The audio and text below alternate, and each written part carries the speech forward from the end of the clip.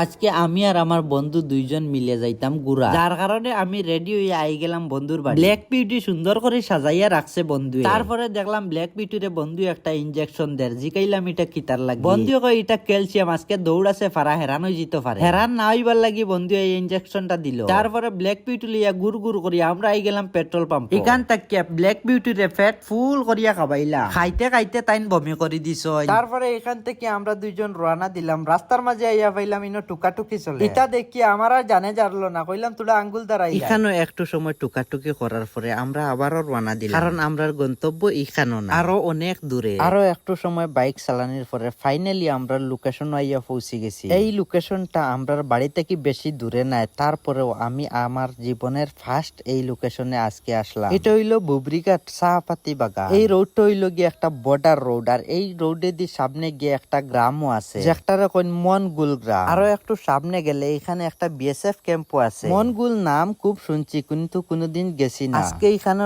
না আইলে বুঝতে পারতাম না যে এই জায়গাটা এত সুন্দর। আজকে এখানে ঘুরা তাইয়া একেবারে মন ভরে গেছে। জানি না কিতার লাগি এই জায়গাটা আমার কাছে খুব বেশি ভালো লাগে। আমার মনেও এইরকম সুন্দর জায়গা গত কয়েক বছরের মাঝে আমি দেখছি না। আজকে আমার হাতে সময় খুব কম থাকার কারণে বেশি ঘুরাঘুরি করতাম পারছি না, কারণ আওয়ার সময় রাস্তার সময় নষ্ট করিয়া আই গেছি। আগে যদি জানতাম এই জায়গাটা বা এই এলাকাটা এত সুন্দর, তাইলে সময় একটা পথ রাস্তা নষ্ট করতাম। মনে মনে ওটাও ফাইনাল করছি, আরো একদিন আইমু হাতে সময় নিয়া আপনাইতরও দেখাইমু, সুন্দর করে ভিডিও করমু। আজকের মতো ওখানেও বিদায় নিয়ার দেখা হইব পরবর্তী কোনো ভিডিওতে।